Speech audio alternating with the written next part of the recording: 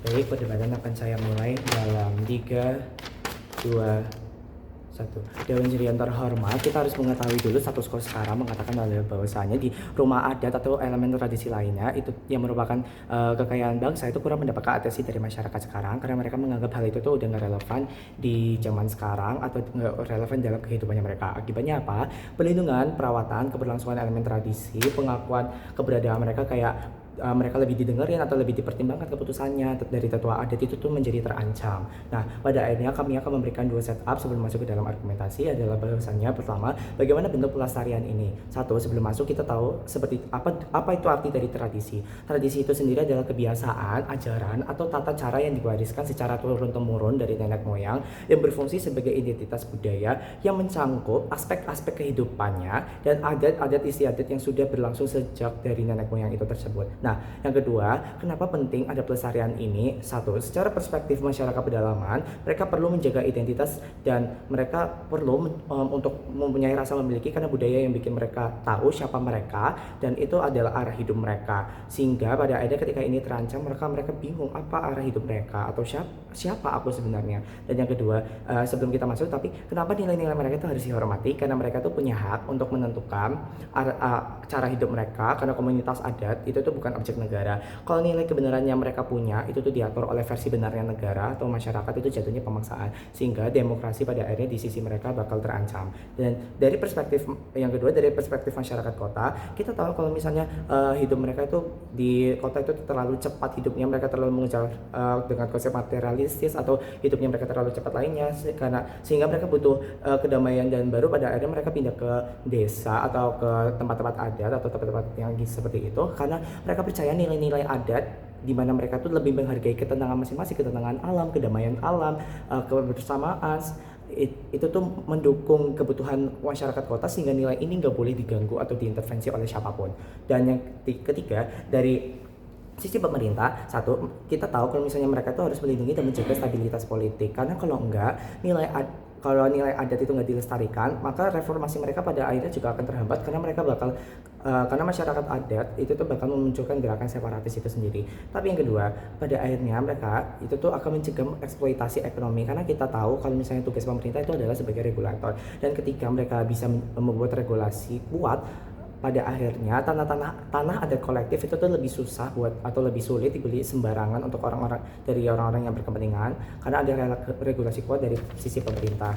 Tapi yang kedua, bagaimana peraturan ini bisa ada? Satu, konteks masyarakat adat di mana mereka tuh nggak dapat bantuan atau mereka nggak dapat pengakuan atau hal-hal lain, pada akhirnya rumah adat identitasnya tuh bisa bias atau bisa punah karena fasilitasnya hancur, gak ada perawatan, gak ada perhatian atau mereka kehilangan tempat tinggal karena adanya eksploitasi besar-besaran atau mereka kehilangan arah hidup mereka. Dan pada akhirnya aturan di sini siapa? Yang jelas adalah masyarakat adat yang nggak punya kekuatan berpolitik dan finansial sehingga pertimbangannya ini adalah sensitivitas waktu yang ada untuk mengatasi isu-isu yang ada yang urgent bagi mereka karena sadari itu satu-satunya rumah mereka misalnya itu satu-satunya arah hidup mereka atau itu satu-satunya hal yang mereka punyai sehingga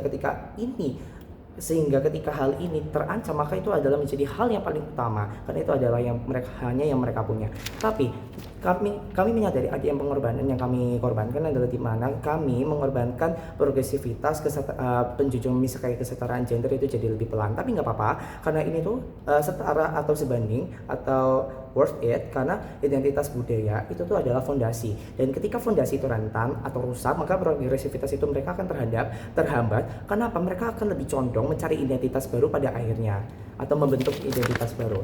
Nah, karena ini mesti prioritas, maka kami akan membuktikan bahwa satu, kenapa prioritas hal ini penting dan bisa dibenarkan, dan yang kedua, kenapa ini akan berimplikasi positif. Sedangkan tim kontra akan membuktikan bahwasanya kenapa prioritas ini tidak sepenting itu dan kurang bisa dibenarkan. Yang kedua adalah kenapa pada akhirnya ini akan berimplikasi negatif. Dan masuk lagi dalam argumen bahwasanya negara itu punya kewajiban untuk memprioritaskan pelestarian elemen tradisional karena progresivitas sekarang itu kondisinya nggak sekrusial itu sehingga ini akan berimplikasi positif.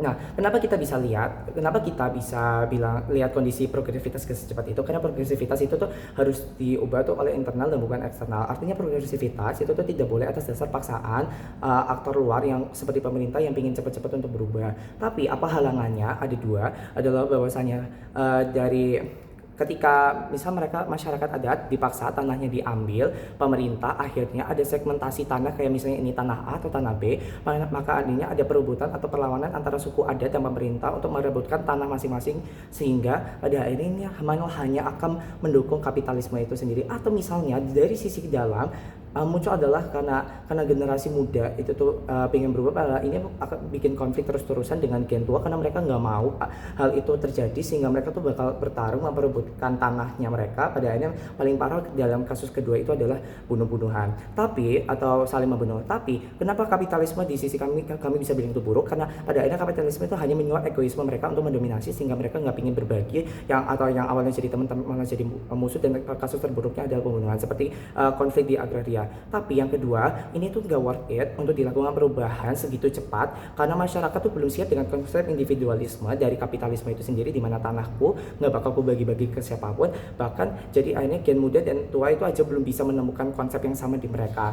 Tapi yang harus kita ketahui adalah satu, masyarakat adat itu tuh yang paling tahu. Jadinya ketika ada perubahan bisa aja nggak sesuai sama kebutuhan. Misal kayak bagaimana cara mereka bertahan hidup itu di koreksi oleh masyarakat kota atau pemerintah, atau apa nilai yang bisa menjaga stabilitas mereka dicampuri oleh pihak eksternal, apa elemen tradisi yang membuat mereka masih bersatu itu diubah, pada akhirnya ini akan meresikokan keberlangsungan mereka. Tapi dua, dengan pemerintah mempertahankan atau melindungi atau memperhatikan mereka, pada akhirnya ini akan menjunjung tinggi demokrasi.